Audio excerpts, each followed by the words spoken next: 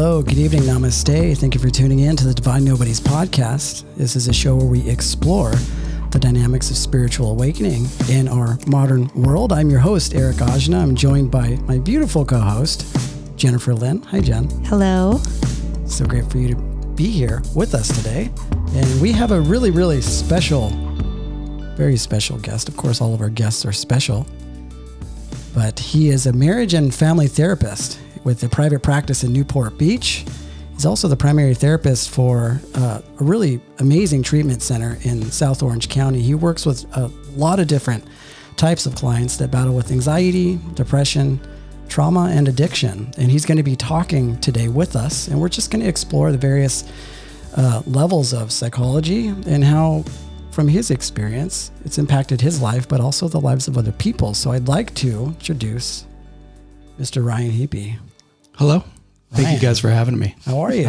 I'd also like to extend a special thank you for two people that have been incredibly special over my life. Like two of the more impactful people. Thank you, Ryan. I've ever come along. It's nice to see you on this side of the world. It's crazy how we live so many different types of lifetimes in one life, and the various different types of things that we get into, the things that we learn, and there's the various ways in which we show up for each other. And for anybody that's listening, Ryan's been a personal friend of us for a long time, and also Jen. We've all shared a lot of really wonderful, great memories and experiences together. And we've had numerous talks about this very subject, and definitely wanted to bring him on to our show because he has a lot of really great insight and wisdom to share with us, but for our community as well. So he's going to go over just the dynamics of spirituality as it pertains to his his practice in psychology. And we wanted to kind of pick his brain on a few things, especially because we're in such a volatile time right now. Yeah. A lot of people are exploring different types of their spiritual selves. And a lot of people in the community see it as this sort of radical awakening where we're having to sit with ourselves and really, really go inward and introspect and find out really what our positioning is here on our planet. So really great to have you. Thank you. Thank you. Yeah. So just go ahead and get right into it. Yeah. So you are a family therapist, right? So you get lots of different types of clients. And the reason why I wanted to make an emphasis on what's going on in the world, and I'm guessing you have a lot of people that are coming in that are battling with various types of relationship issues and things like that. So how has that experience been for you? You're talking kind of specifically around like just our current. Yeah. Well, we can talk about other things too, but I know that relationships just in general are a learning experience for a lot of people. So we can get into the dynamics of that. But, I know a lot of people, because of, the quarantine and because of having to work remotely from home, there are a lot of couples that are spending a lot of time together that weren't spending a lot of time together before. Oh, yeah. And that can be with even platonic or non-platonic, experiences with other people, maybe roommates that they live with. Mm-hmm. And there are people that are equipped to kind of handle that sort of work. And I imagine there are some that are having difficulty with it. So what's your experience been like in that realm? Well, so one of the things that long before COVID or long before the quarantine or, any of this kind of came up, that I've always kind of beat the dead horse on getting out of isolation. Yeah. In general, I think our society is more isolated than we've probably ever been, just, kind of with the advent of technology, with just technology in general, right? Like just take like the telephone, kind of, although it like helped put us in contact more, it gave us like one extra like buffer from like real connection, right. And then, add the computer in and then add social media and Facebook and Instagram and kind of like as you go along, especially like during like when social media and kind of like the iPhone in everybody's hands kind of combine together, you can see, like depression just in our mainly in our youth, just skyrocket. For sure. People are like social voyeurs. They're just on their phones and watching other people's lives rather than calling or texting or, well, I guess lots of texting, but nobody calls anymore. Yeah. My phone never rings unless it's a customer, right? I was talking about that the other day, where it's like whenever you hear a doorbell at the front door, there's always this like, oh, somebody found me? Somebody's here? This is crazy. Same thing with the phone. Same thing with the phone. I mean, I converse with people as often as I can. I think there's different components to it. One is that people are just so busy, and then the other part is, there are people that lost that connection with, the physical proximity of somebody being there. And when we get a call from somebody, we're just like, for sure. We go through that process of making the text message first. It's like, is it okay if I call you? You got to go through this sort of approval process, right? And it's totally true. Social media absolutely has been a catalyst for a lot of that disconnect. You know what's so dead too? Is ringtones. Do you guys remember whenever you would pay money to download a song? So whenever somebody called you, your favorite song would play.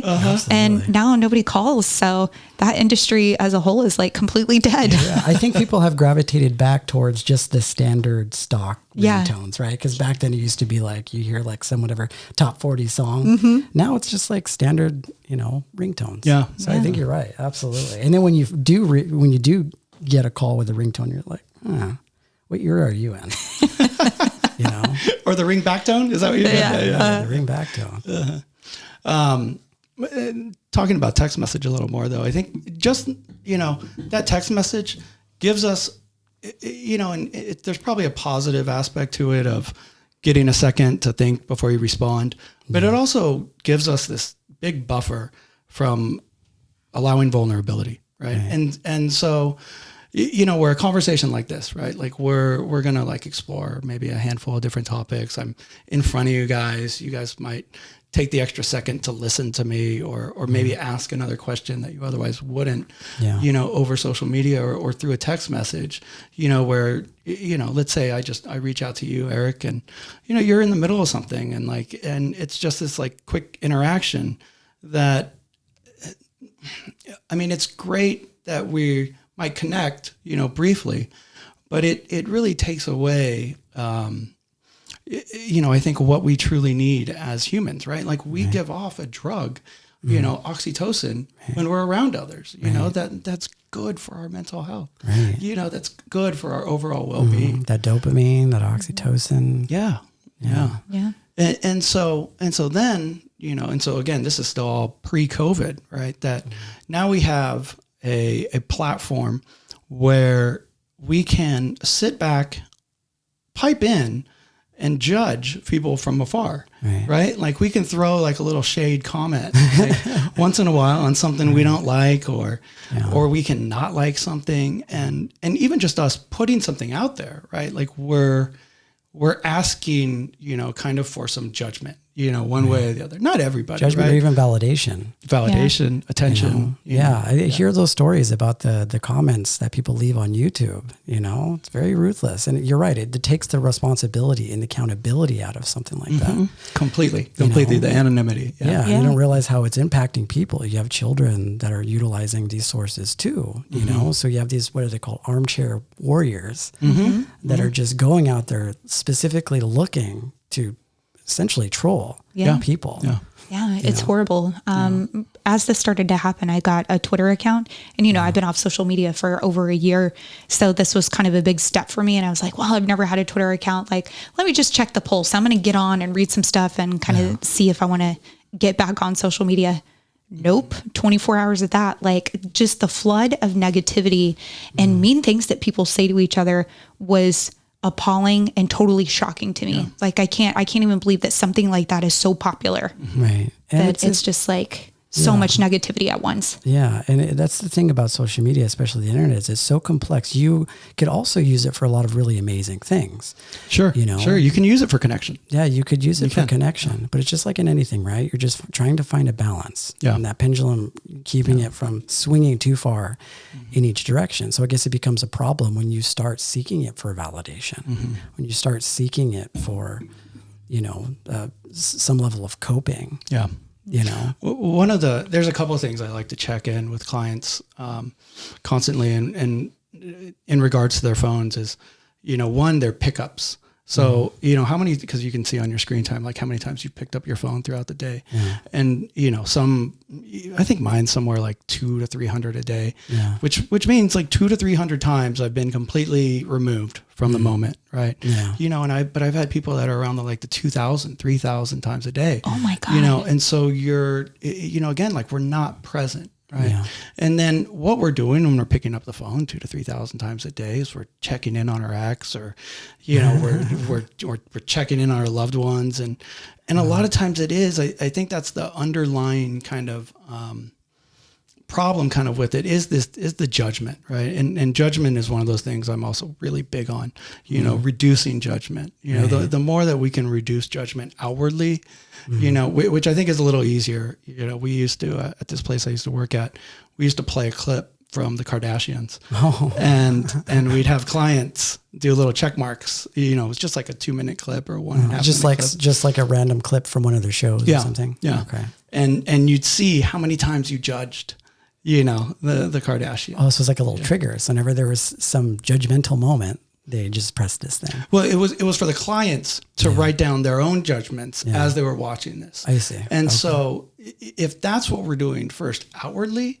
that's what we're doing to our friends and family and just strangers, almost everyone kind of dials that up, significantly, exponentially onto ourselves. Yeah. It's almost like this, because we're so used to technology, we want to start looking at human connection in this systematic way. Like you were talking about neurotransmitters and these sort of pleasure centers that we have in the brain that are normally just sort of launched off when we are connecting with another person. But I was reading also too, is that you can get the same sort of rush from getting a text message from somebody, getting some sort of like or follow on Instagram. But the interesting thing about that is that we carefully curate these things to come in a certain way where we start to expect it, and it almost becomes like a drug, just like when it comes to trauma bonding, you know what I mean? Yeah. Like even if you are engaging with somebody in a conversation on Facebook and it's a heated discussion, that I feel like in some ways, and you can correct me if I'm wrong, but it almost can create that same level of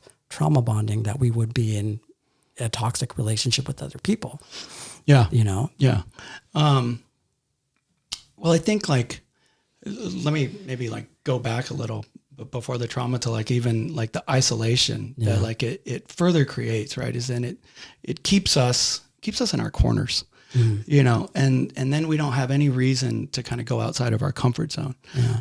And so I think that's when then your bond, especially as we're growing up and this is the device that we're raised with now, that's the bond that we're creating. And I might be meandering a little here, but I think bonds are just in general I guess I can't speak on how important I feel that they can be. And so when we get into isolation and then we get into maybe substance abuse or something like that, we've created these bonds around unhealthy coping mechanisms. Yeah. Right.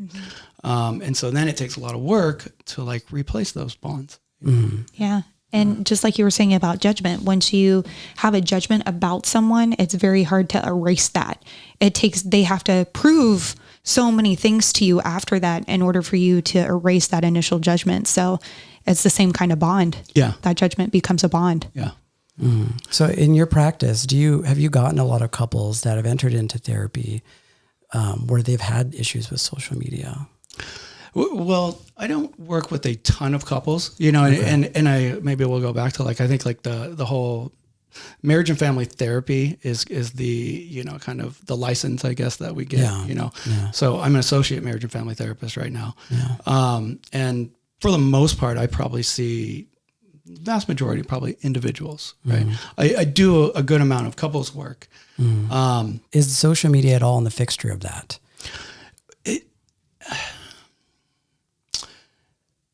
It is.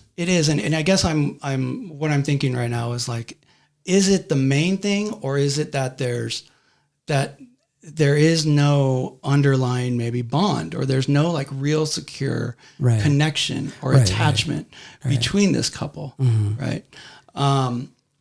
So here, I might be able to speak on this a little. So one of the there's these experts in the couples therapy world, who are the Gottmans. Okay. And one of the things that they say is like the absolute, maybe worst thing you can do for your relationship is to have these, what they call like negative comps. And those are, I think it's like negative comparisons and so when you're with somebody and you have kind of this out in a way, which is like, maybe like there's somebody better out there for me, or if my partner were better at doing this, or it's just leaving this like back door open that I can always go out that hatch and just go find somebody else instead of sitting here and working on this relationship. Right. And so, to bring that back to social media, right? Social media gives us this like constant back door to these negative comps, and so, look at like the influencers on social media, right? So many of them are models, or good looking people. And I think it goes both ways, right? Like, women's feeds could be, a handful of good looking guys, or maybe not even, and vice versa with guys and other women, right? But it's also not just like the good looking person, it's the good looking lifestyle, as well, that like, maybe I could, maybe I can jump out of this relationship and my whole life will be better. It will look more like this picture of that John Doe's posting here. Yeah. Right? And so I can really get out there and start traveling and making this money and attracting this kind of woman and doing that. Right. So we're creating these really impossible standards for ourselves. Impossible. It started with, these little girls that are looking up to a lot of these magazine models. So it's almost like all across the spectrum now. Yeah. If there's a tag for it on Instagram, people have searched for it. And there's this drive and this want for people to constantly almost get into this sort of one-upmanship where it's like, we always want it to be better than the last post, or to look better than the last person that had done this sort of, especially in that influencer realm. So I can imagine unconsciously, or even, that we start getting used to this level of conditioning, this level of always being subject to this type of media and this type of content. And I always come back to, it just depends on how you approach something like that. So if you were completely aware and confident that this is the game that's going on, you can engage without getting completely immersed into it. But it's hard not to, just in the same thing, in the same way people get used to or desensitized to various levels of violence on TV. That's the thing that I fear sometimes, is that we become so desensitized to this type of thing that we start to identify it as one being a part of reality. You know what I mean? And I think that's just sort of it, and I think as long as we're working with social media and we're flipping through a lot of those photos, it is sort of like this thing that happens where we start kind of feeding into it. Yeah. It almost becomes like a drug, because we are getting that sort of like that fix. I think another component is that, and you can probably speak on this too, where it's like we aren't as used to being alone with ourselves now. Oh, no. Right? Oh. And this sort of becomes a crutch. Yeah. And I think, the quarantine thing has become a really good testament to the fact that people have trouble with introspecting and going within and really taking time to spend with themselves. Yeah. Although they still have that at their disposal, maybe it affects more interpersonal relationships. But that's just the thing, is that like, as long as people are getting this fix of being able to pick up their phone and get lost for a little bit, they'll never have to really check in to see how they're really doing. Right. You know what I mean? You're dropping. So here's what I think kind of happened with the quarantine, right? Is at the beginning, we were all still distracted. There was chaos, right? Yeah. Like, we could turn on the news for a while and we could still zone out for a bit, right? Yeah. But then as it kind of went along, right, like week after week, the distractions got old, and then you were left, right, to your own, to looking in the mirror or whatever that might be. Yeah. And so again, that's where like, isolation is so detrimental, right? Because now when we might be able to like get together with some friends and get some of this shit out of our head. Like, you know, cause we're telling ourselves these real negative stories or, you know, so, you know, we're here and we're scrolling through and this guy's doing so much better than us, even during quarantine. Right. And so I've got this like terrible, irrational story going on about how awful my life is. You know, and so instead of like getting out and getting some support, right, we kind of just like double down further on that like isolation. And that's when I think we get into real trouble. So what do you think are some ways that somebody that is in isolation to cope with, you know, this various levels of change that they're having to undergo? Because I know a lot of couples that are, you know, learning a completely different way of connecting because of this. And I see it in both ways. One, from the spiritual dimension, it's a good thing because you are, you know, creating a space and opening a space with your partner to connect in a completely different way where, of course, maybe you're just not as many distractions, but you're so intimately close with somebody and you get to know them on a completely different level. You know, no matter who you are, as long as you're spending that much time with somebody, there are going to be things that come up, you know? So what would you say to somebody that is either alone in their apartment, struggling with all of the changes that are happening in the world? Or what would you say to a couple that is struggling to maintain equilibrium in this pandemic? Yeah. Well, I think to the individual, you know, I think first it's this kind of double-edged sword of crazy. Okay. Because I think the real answer is to get out and like meet people, right? You know, I think it's to create new connections. It's to grab support. It's to reach out. It might be just getting out of being uncomfortable, you know, because a lot of times I think we just get comfortable, you know, like depression is one of these things that like seeps in, you know, you don't realize, you know, until you're like knee deep that you spent a weekend in bed, right? Or, you know, or you just binged like, you know, 2 or 3 different shows and watched 30 episodes straight, right? But then like that week passes by and then next thing you know, you did it again next weekend. And then the next thing you know, you might be calling out sick, you know, or something like that. And so, you know, so that becomes as awful and as uncomfortable as that may seem, right? That now becomes comfortable. And so it's kind of like, there's this great TED talk on getting out of uncomfortability and like pulling the e-brake on some of these things and making decisions within like the first 5 seconds, you know? And sometimes it's having that thought of like, okay, I need to do something to get out of this mindset, you know?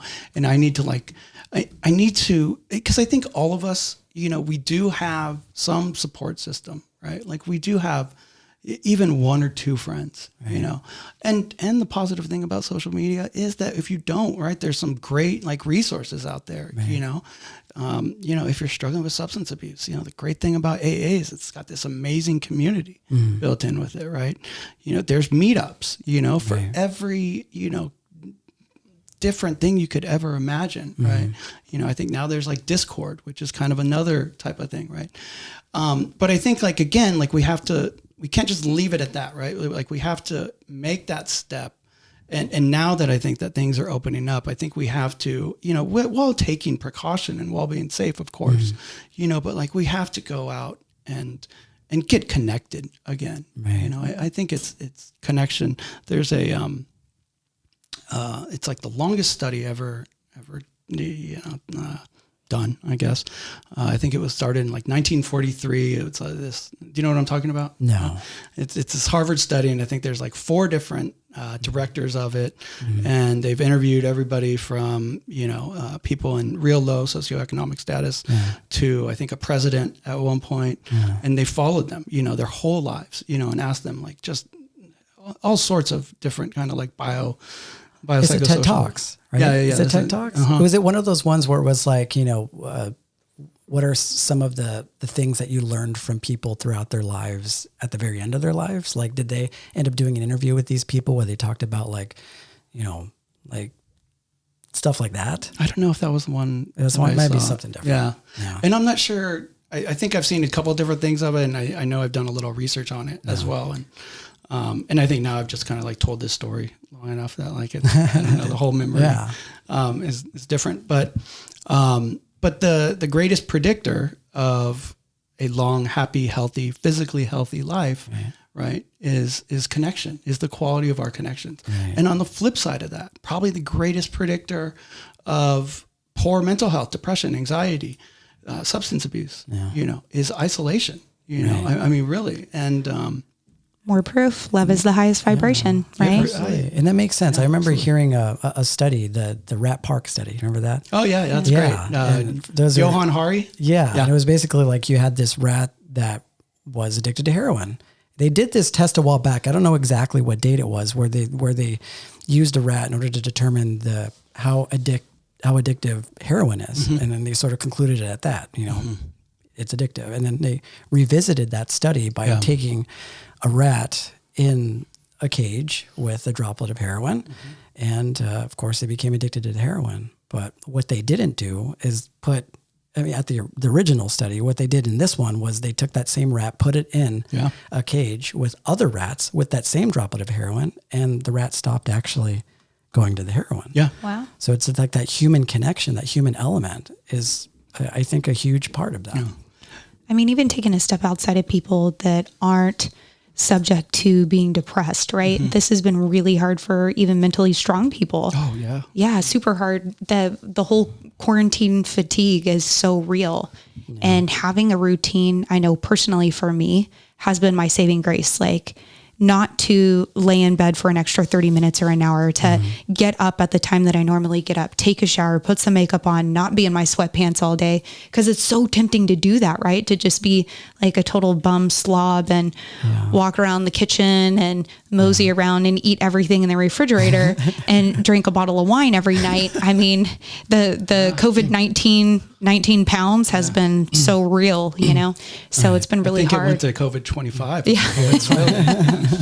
And cooking at home too. Like we cook at home so much more now because we're kind of like a little bit nervous about ordering food. Yeah. So, that hasn't helped my weight gain either. Yeah. It's easy to get to fall into that. Absolutely. I as far as how it's impacted me, I've developed my own sort of practice of sitting alone with myself, but this sort of like put it into perspective in an entirely different way. You know what I mean? Because there's always that feeling when you're alone, where I think for a lot of people, they feel that FOMO of like, okay, well, should I stay home? There's an entire world out there doing their thing.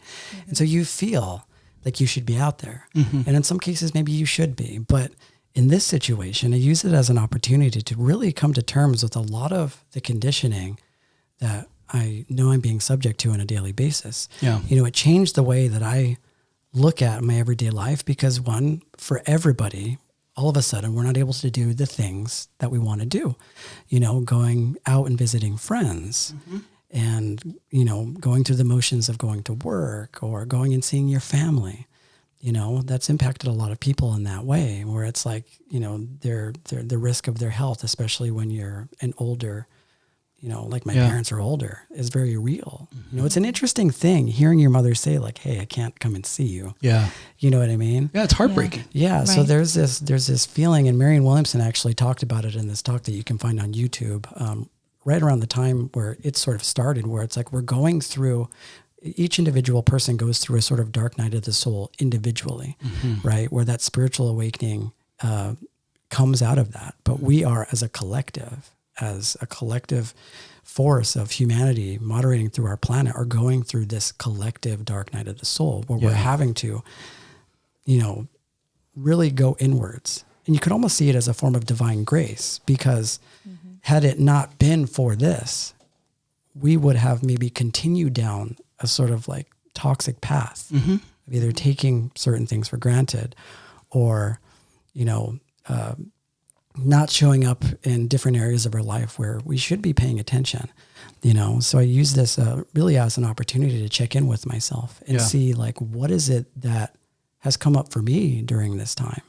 And I know that you work with a lot of mindfulness type of practice and your dialectical behavioral therapy. And I've always actually been really interested in how you integrate that because those are obviously more Eastern spiritual practices. Yeah. How do you integrate that in with your work? With therapy itself? Yeah. Well, just like we were talking, right, about judgment, right? Like I think, which is a I think getting out of judgment is kind of like a bit of an Eastern philosophy itself. Right. Like, the less judgment we have on each other, on ourselves, the greater our compassion goes up, right?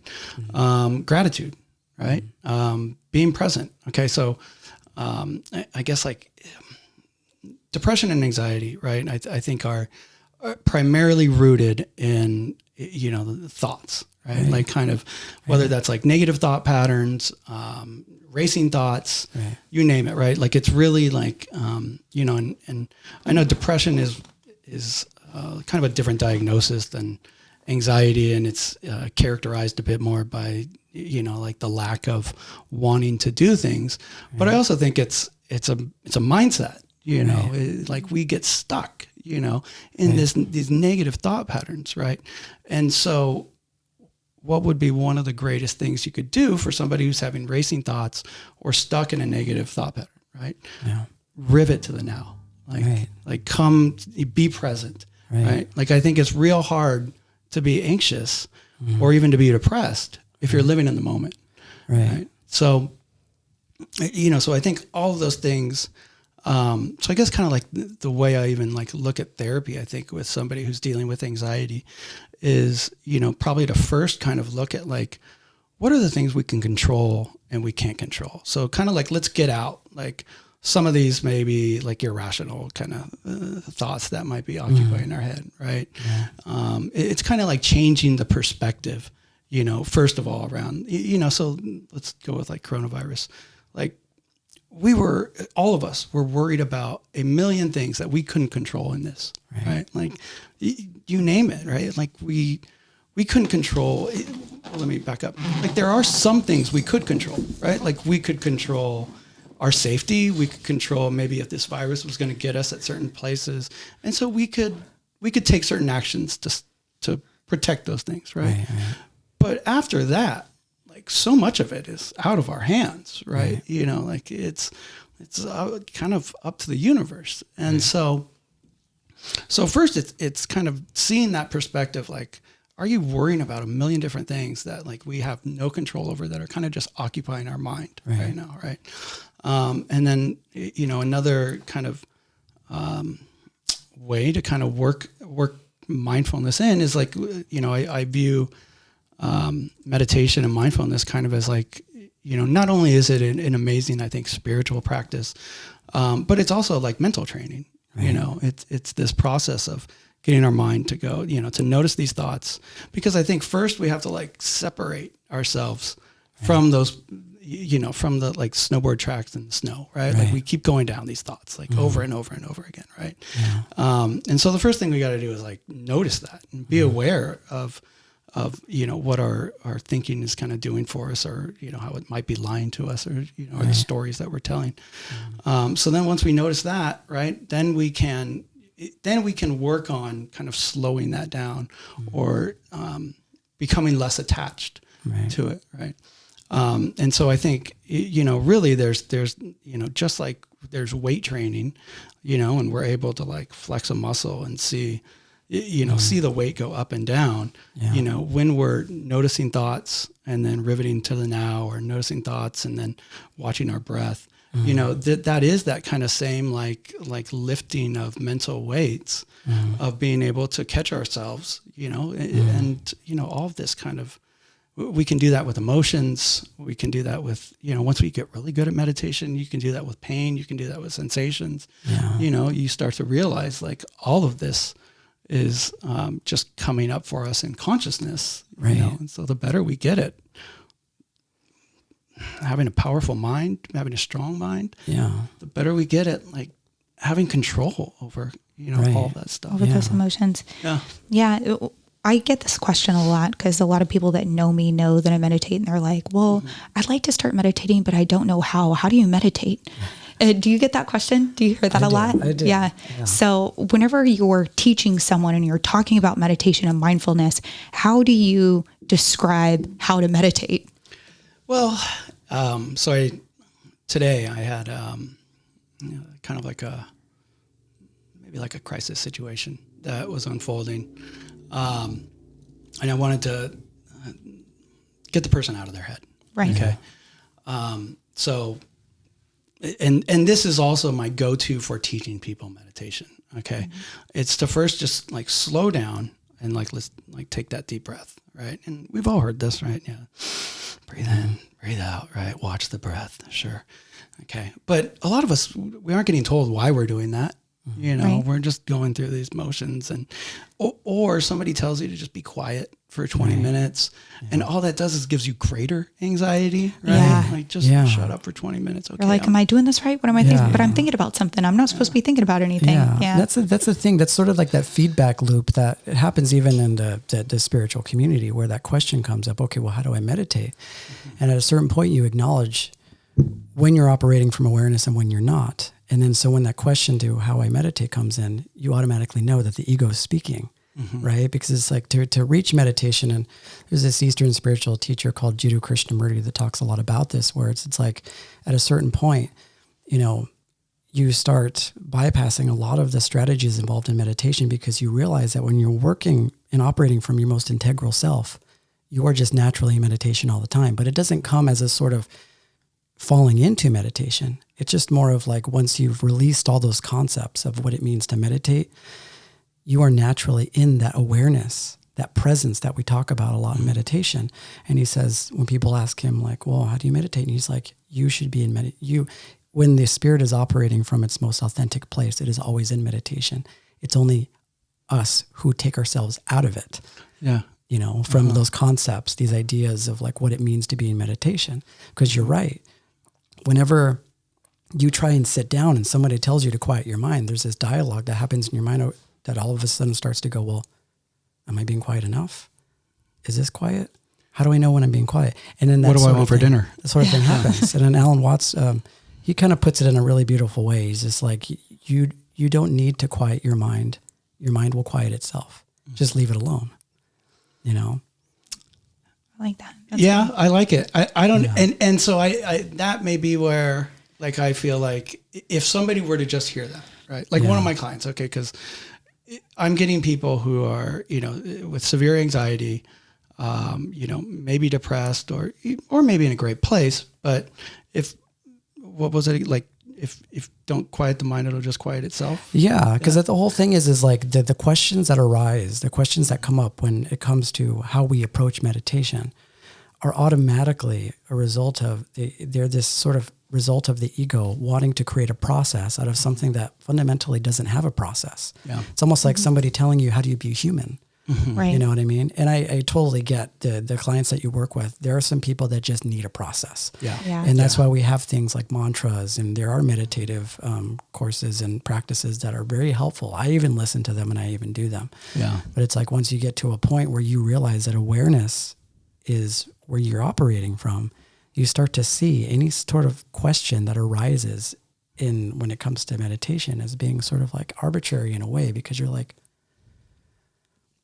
you know, like you're realizing that it isn't a process. It's something that you just intrinsically are. Yeah, totally. I feel like whenever you're at a peak of anxiety and you're trying to like calm your mind and get into that space, I personally, because I kind of experienced this, I had a real shit job. And so I was doing outside sales, and it was for a product that just wasn't that good, and it was super expensive. And the feedback that I was getting over and over every time I would talk to someone and have a conversation was overwhelmingly negative. So by the end of the day, I would just be so exhausted and like ridden with anxiety, because your livelihood and your paycheck depends on you know, convincing the person that you're talking to that this is worthwhile, right? You really need it. Yeah. So my anxiety is at like a 10. And sometimes at lunch, rather than going to eat, I would get in my car and meditate, because I started to feel anxious, and I was like, oh shit, you know, and I would have to repeat a mantra in my mind, because I wasn't able to sit in silence. And I think is that what you do? You tell them just to pick a word and repeat it? So the first thing that I do, my favorite thing, you know, that like I feel like I've tried, you know, hundreds of different like mindfulness exercises, maybe thousands at this point, that in just like exercises with clients in groups, you know, as well as like really, really trying to get clients to understand meditation and why we do it. And so what I've found is my favorite go-to is this mindful eating exercise that I do. And so because we can physically, you know, we can have this cup in front of us. And so I ask clients to kind of first, you know, look at this thing like you've never seen this before in your life, you know, and so you're really, you know, looking at it with a new lens, you know, and then I want you to like feel it, right? Like, and so tune in, you know, be aware of the sensations in your hand, right?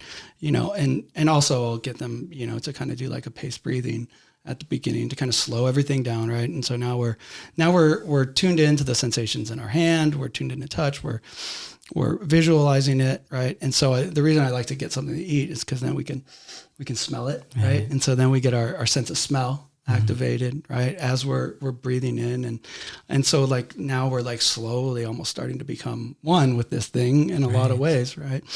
And then like put it up to your ears, you know, so like you can hear it too.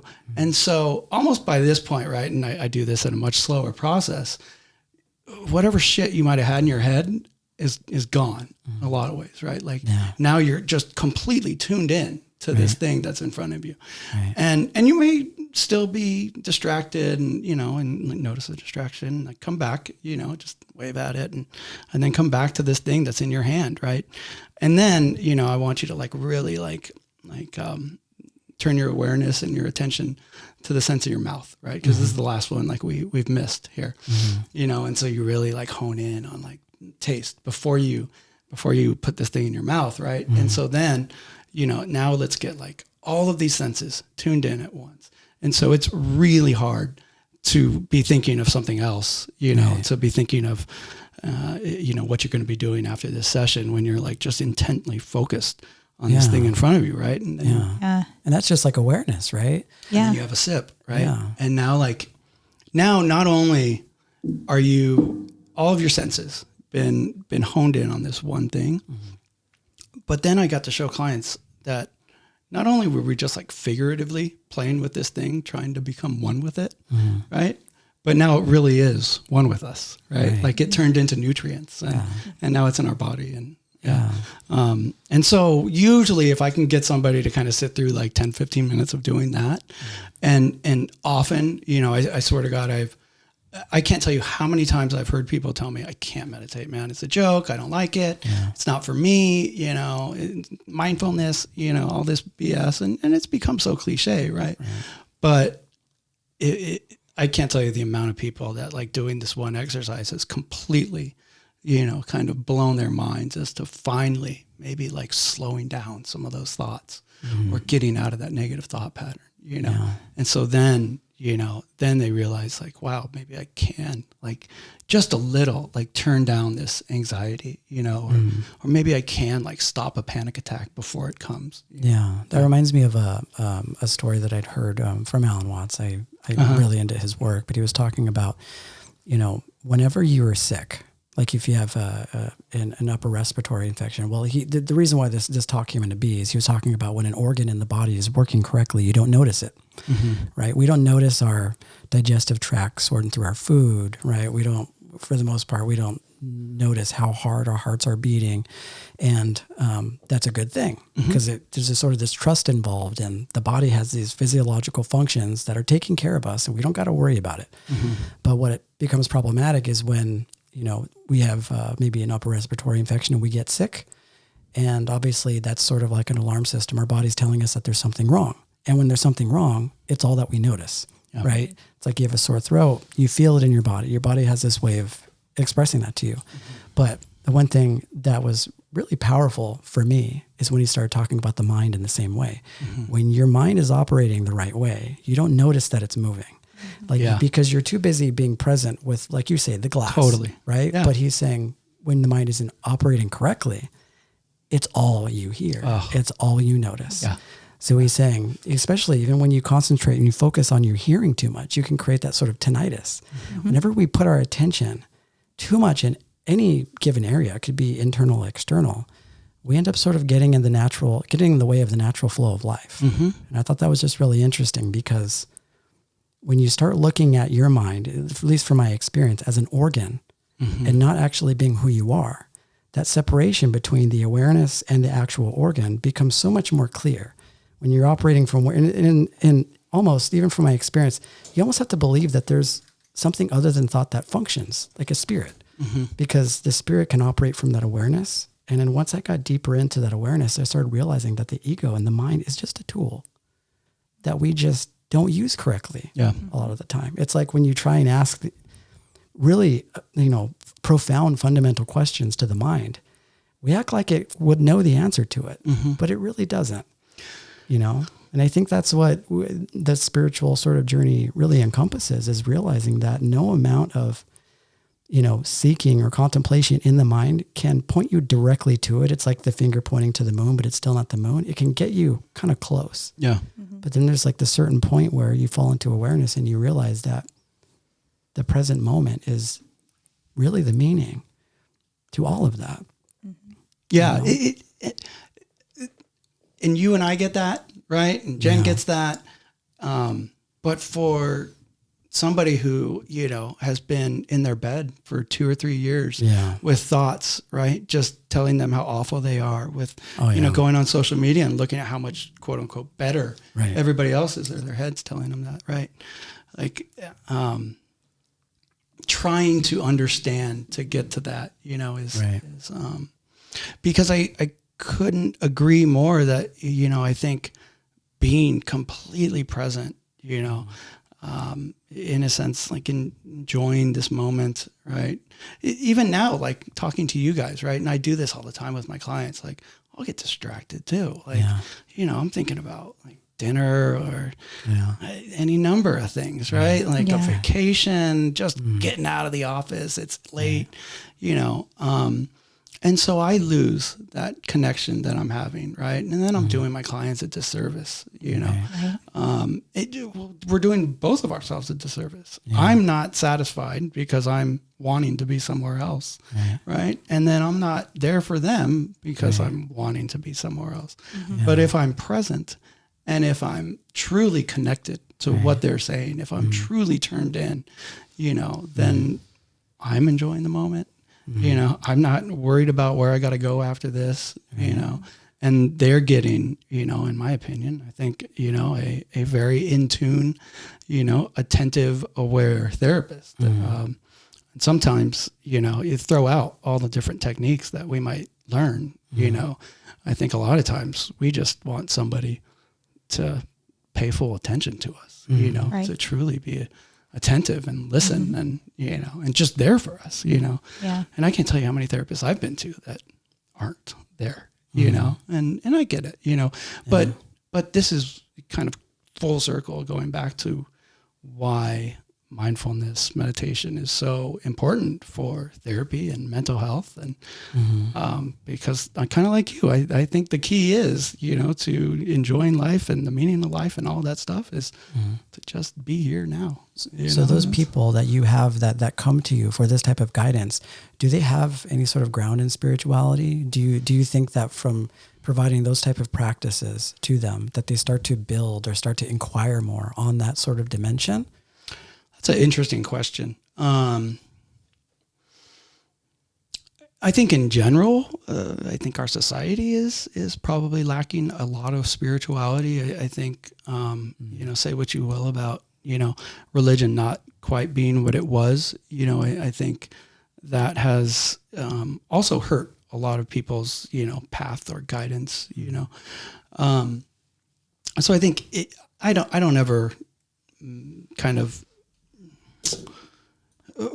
once in a while I might mention like this is, maybe a bit more of an Eastern philosophy, but but bear with me because it really has to do with your mental health. I'm not teaching you Buddhism, I don't know enough about Buddhism to teach anybody, And that's like an art in itself because you're trying to reinterpret like an Eastern spiritual practice in a practical way so that it can help them. Because I understand there are a lot of people from all different types of spiritual dominations. Like how do you couldn't approach a Christian with a Buddhist sort of philosophy. I mean, you could if they were open, but I can imagine in your practice, you have to really tread carefully. Well, and that's the beauty of DBT, the dialectical behavioral therapy that I practice, is that an amazing woman named Marsha Linehan took the time to kind of figure all that out and put the practical pieces, that pertain to our mental health, kind of took them out of Eastern philosophy and placed them, into a way that you can teach these things as skills, so that they're life skills, and yet we can still respect their spirituality, religion, etc. Right.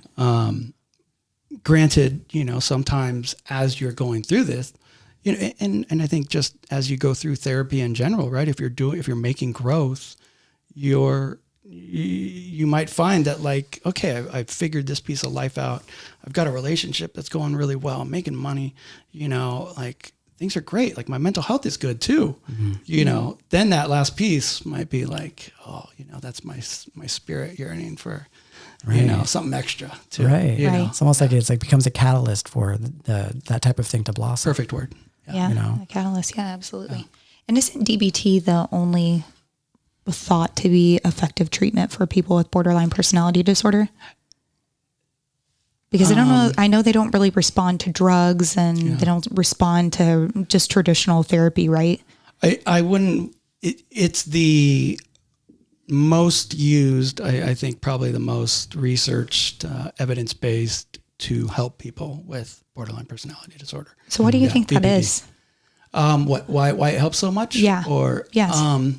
I think kind of like what I was just saying to Eric here, that like this, Marsha Linehan figured out a way, to take, some of these really powerful practices and put them into a therapeutic context, right? Right. And so at times, right, we may not even be trying to help clients gain insight. Right. Like sometimes insight is just so difficult at the moment. And when I say insight, like maybe the client knowing that things are off, right? Like sometimes like we're just like those snowboard tracks in the snow, right? Like we're so tunnel vision into our depression or thought pattern, whatever it might be, right? That it's so hard to see any other like trauma and perspective. Right. Yeah.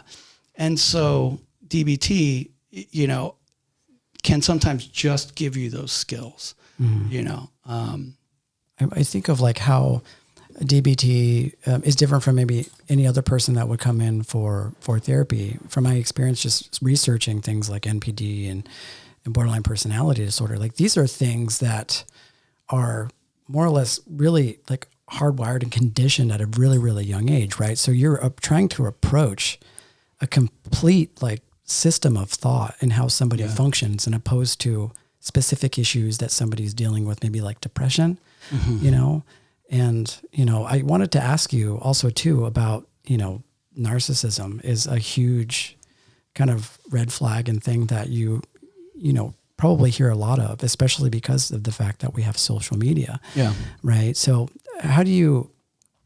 what are your thoughts on how social media sort of leads people down that path?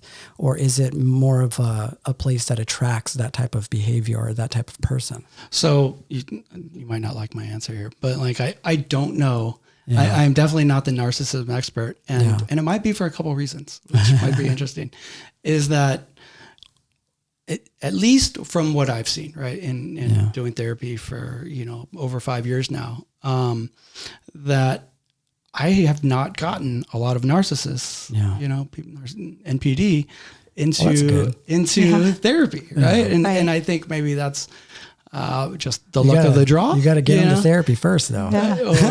Yeah, right. Or that, exactly. Yeah, or because they don't feel like they need therapy because they're perfect. Ask them. Yeah, it's hard to tell somebody to go to therapy when you don't need it. Yeah, right. Yeah, when you're perfect. Yeah, absolutely. I wanted to ask you a little bit about how is. I'm guessing you deal with like borderline personality disorder as well, right? Mm-hmm. So how does that sort of expose itself or sort of like start to develop as you're a child? From your experience, does it have to do with family trauma? Does it have to do with, not getting validation as a kid?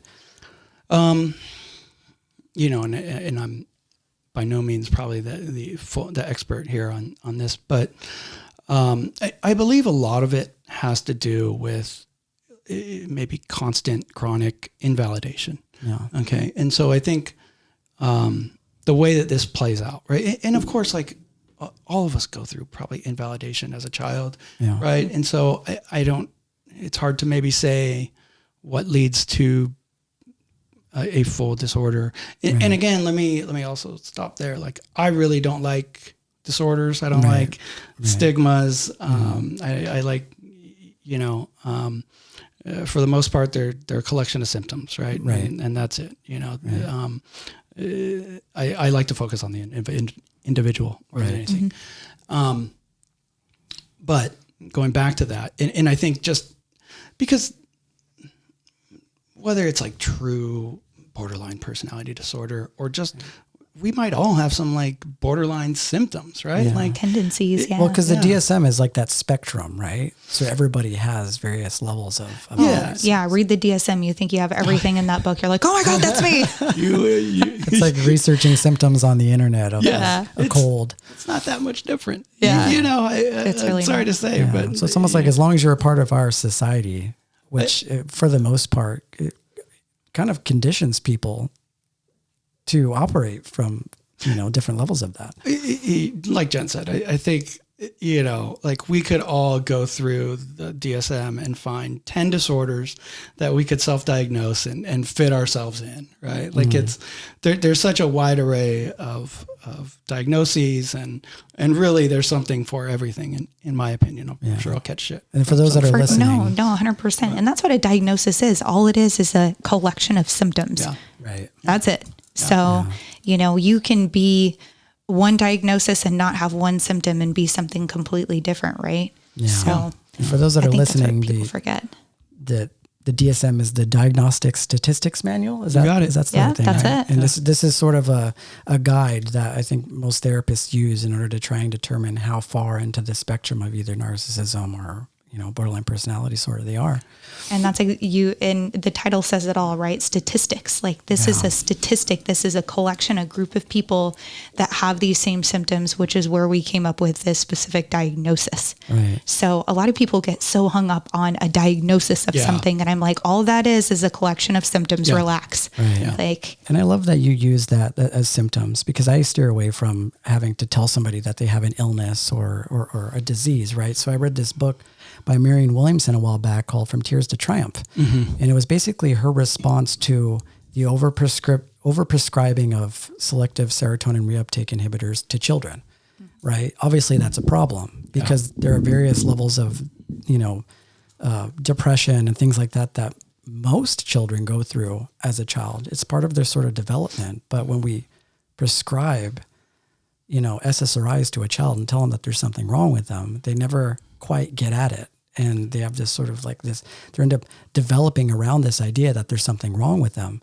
And all she really just says is that depression isn't an illness. It's just like a human condition. It's a natural sort of response to almost one of the things being the environment. It's very difficult being a kid in our society and the expectations that I imagine, children are subject to growing up. And providing guidance on how to moderate that, but having to just prescribe somebody, especially children with SSRIs, that's crazy. Well, and I might circle back to kind of how kind of like BPD symptoms grow in somebody, right? Is so what you're describing, right? Is and this isn't like say what you will about prescribing SSRIs to I'm not a psychiatrist, but you might be giving that stigma. Right. And if you don't have somebody kind of actively working on the stigma that, hey, 10-year-old, you have depression or you have anxiety, you have this illness. We got a classification for you. You fit in this great box, you're telling that person, right, that there's something wrong with you, right? That there's something wrong with your thinking. And maybe the only way to fix it is with this medication. Right. Okay. And so I think you're invalidating maybe the child's experience. Maybe you just needed to talk to somebody. Right. Maybe you just needed to get out of this rut. Maybe you just needed to get out of his room, maybe he just needed to put down the video games, it's rarely that simple, but that's kind of the invalidation. Right. And so when we're invalidated, when we're young, right, like you're told, you're really happy about something and you want a hug. Right. And your dad tells you, there's nothing to be happy about. You still got two answers wrong. you know, shut up and study, you know, or you're really sad, you skid your knee, right? And an adult tells you, you're fine, you know, get over it, right? And so both ends of the spectrum, right? You're told that your feelings are not valid, right? And I'm not advocating for helicopter parenting here, right? Just the validation that your experience as this child is real, right? Okay. And so that doesn't just happen, you know, in a bubble, right? It's like that. If you maybe lived with a very invalidating parent, you were told daily, maybe, you know, maybe hourly, how wrong your experience was in the world. Okay. So now you're growing up and you have no idea what you're feeling. You have no idea kind of what your emotions are, you know, in a lot of ways. That's that not developing a sense of self, right? Yeah. Or just not properly able to identify when you're sad, when you're mad, when you're happy, when you're angry, when you're frustrated, when you're lonely, when you're hungry. You know, like you've been told these experiences that you're having are invalid, right? So now, you know, you're 20, 30 years old and you've had no idea kind of how to identify these things or even label them. So you definitely don't, maybe not definitely, but you definitely have more trouble understanding what to do with them. Right. And that might come out as like a lack of empathy for other people too. And I can see how like narcissism or borderline personality disorder would go into that, because if you don't have a frame of reference as to how you're impacting somebody else emotionally, you know, I wouldn't be surprised if it comes off as this sort of like, well, I obviously don't care. Yeah. You know? Yeah. Interesting. Yeah, that is really, really interesting. It just invalidation, I think, is. I'll never forget. I had a teacher at Pepperdine that I think it was our child development class, and I think it was either at the first day of class or the last day of class, and she said, "You know, if you only take away one thing from this class, if you throw out everything you learned this whole semester, just remember to validate your child. You know, just tell them, I hear you, you know, and that's all you have to do. And the same goes for your partner. The same goes for your mom. The same goes for your dad. Like, I mean, and I think that's, again, like validating somebody is reducing judgment, is adding compassion. You know, it's a myriad of it's giving somebody, it's almost just you're like validating their experience. Right. You're just, and I look at it from like the energetic perspective too. Like any correspondence that you have with another human being is an exchange of energy, right? At even like the quantum level. Yep. So even when you're speaking, that energy with somebody that is ready to reciprocate that, it sort of has this nice flow where it's this evenly distributed amongst people. And I feel like that same sort of thing when it comes to children, how they respond to their child. It's almost like the mind and the spirit's way of saying like, I exist, and the other person's saying, yes, you do. You know what I mean? And we really need that. And that's, I guess, at the core of what that is that's basically showing love to somebody. Yeah, 100%. You know? Or even on the inverse, whenever you're about to have a tough conversation with someone, right? Like your heart rate's elevated, you're feeling a little bit anxious and a little bit nervous about maybe some of the things that you're about to impart on that person. And they're feeling that energy too. And that's what you're getting back from them because they're feeling your energy and your anxiety. Right. And oftentimes, if you don't calm yourself before those conversations, those conversations don't go well. You know, so you have to be really aware of your feelings on a topic and calm yourself before you're imparting that energy on someone else. Absolutely. And it's just the same too, is when that energy is flowing between two people. And we always hear that whole thing about like energy getting stuck. Energy getting stuck is when somebody is not willing to receive whatever message that is. And that becomes, I guess I imagine it goes into this sort of toxic realm of behavior between two people where one person is putting in work and the other one isn't. One person is doing the talking where the other one isn't. And it really does call for a large amount of accountability and responsibility between two people to really hear and listen. And it's almost like what we do when you're kids, between a child and a parent. It's like they want the validation. Well, we want validation as adults with our partners too. Oh yeah. Oh yeah. You know, all of the time. Yeah. Yeah. It's like, how's this shirt look? Does this shirt look good? It looks good. You look good. How was my cooking? You know, or, you know, how did my voice sound when I was singing? It's like various levels of that. Yeah. You know, we want to do a good job while at work. Well, the boss is there to validate you. Mm-hmm.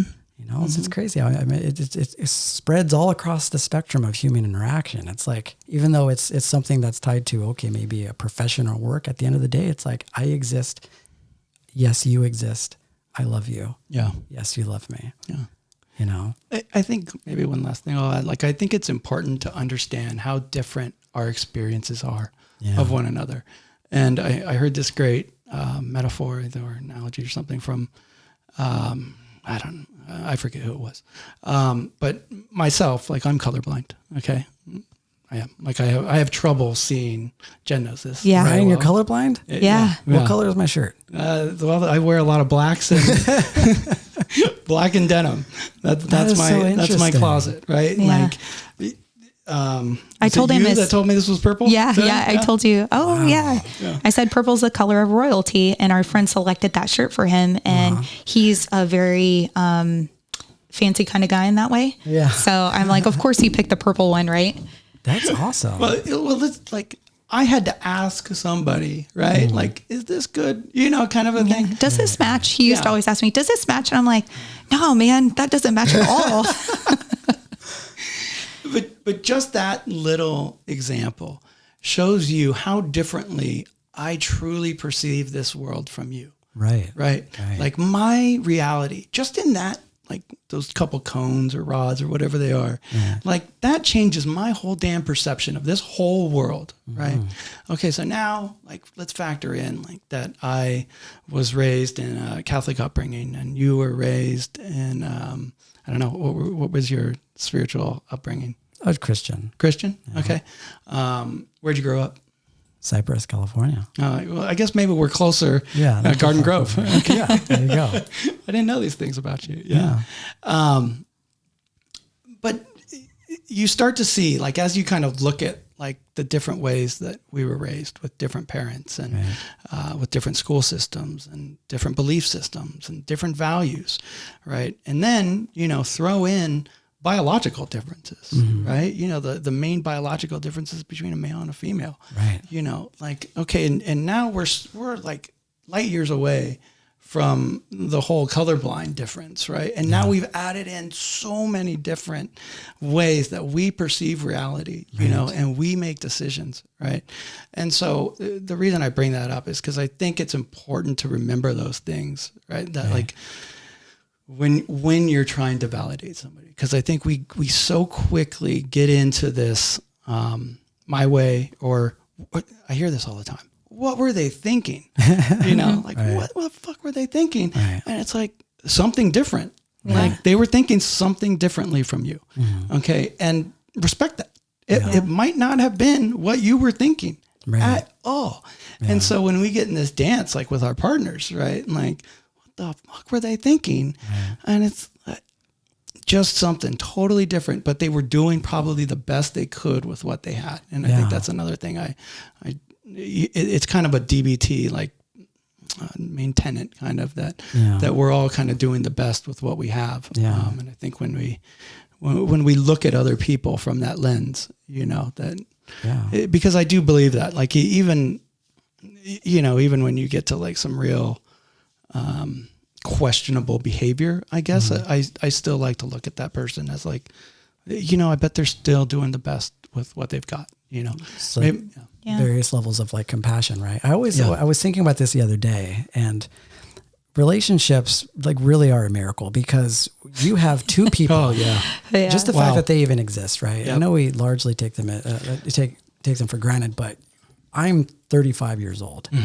Right. And say I meet somebody else that is maybe around that age, 30 or 35 years old. This person spent 30 plus years of their life without me in it. Yeah. You know what I'm saying? Various levels of learning and experience. All those differences we just talked about, right? All those differences that you just talked about. And I wasn't a part of that. So when you get two different people that have two different journeys, I think it's really important, just like you said, to just really be compassionate and understanding and practice those things like compromise and meeting in the middle, because to expect that this person coming into your life is just going to get you like that. And there's so many things you don't know about them, right? Because you only know what they share. Right. And there's a lot of things that people don't share with their partners for fear of judgment, right? Yeah, at least for not a long time. Right, right. And then you slowly, if you're dating someone for a couple of years, you slowly, peel out the onion and get to the deep layers, and you're like, oh, that's why you're the way you are. Shit, I wish I would have known that like 2 years ago. Yeah. I may or may not be here. I don't know. Yeah. Totally. Yeah. I mean, and that's why communication is so key.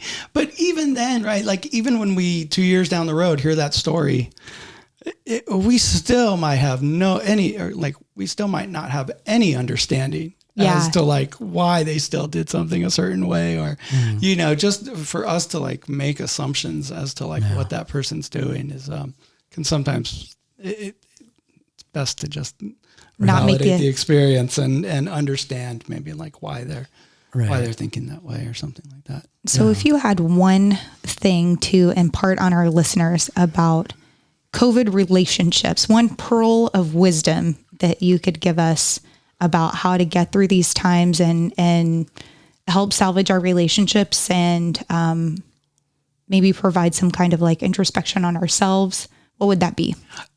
I think putting all of that together, right? And I think I might have talked to you guys a bit about this before. This compassion, having some understanding, having some validation, right? And allowing for acceptance, right? Like I think this concept of like radical acceptance, or like truly like accepting, and I have to differentiate always, like acceptance is not approval. But I think like when we are able to accept our partner, or because it's not even just our partner that we're dealing with in this quarantine that we might be stuck in a home with, right? It might be a roommate, a friend, it might be your parents. Right. Yeah, that's true. And so equally for like the parent with the teenager or the husband with the wife, I think it's that compassion, it's that acceptance that like, our world got turned upside down. Okay. Our coping mechanisms got thrown out the window, until this week, you couldn't go to the gym. And even if you could now, and even if, you can, it's still scary for a lot of people. Right. And so just how I was talking about, like how we all have a very different experience, a very different reality. I think it's allowing, it's giving our partner that, I guess, not opportunity, but giving them that freedom, that space, like that acceptance. Space. Yeah. Giving them that space, to that they're not going to react. This is kind of like a trauma for the world in a sense, right? Yeah. It's shaking everything up, right? Yeah. And we all respond to traumas differently, right? And so to think again that we are going to respond, that you and your partner are going to respond to this and have the same fears and have the same worries, I think is doing both of you a disservice, right? And I think instead, if or we understood, to have better compassion on ourselves, that, we're just trying to figure this out. Like, who the fuck knows what's kind of going on next, right? Right. And so if we give them that opportunity, that space, that they're just trying to figure this out too, I mean, we're all just, none of us are the experts here, and we've listened Even the experts aren't the experts, we've listened to the experts, and who knows, we've heard 10 different things. Right. Yeah. It brings me back to that Ram Dass quote where we're all just walking each other home, man. Amen. Amen. We're all just doing the best that our can. Yeah. We're just the collective force of God moderating through our universe. And just like you said, we all have a completely different role to play, but it all contributes to the whole. Yeah. You know what I mean? Ryan, it's been amazing having you as a guest. Thank you. We definitely want to have you back. And we have just some information to share. Ryan can actually be found on social media. You can find him at Ryan W. Heapy, that's Heapy. You can kind of keep up to date on his work. He speaks. He's been a speaker at various different other events, but they can find probably a lot of your work on there too. Yep. And if you guys have any questions about the podcast, you can reach us at www.divine-nobodies.com. This is going to be on YouTube, where it's also going to be available on iTunes, so you guys will be able to download it. Did you give my website a shout out there? Your website? Go ahead. www.ryanheapy.com, and that's RyanHeapy. Ryan, thank you so much. Namaste, brother. Thank you, guys. I love you so much. Love you. Thanks for coming by.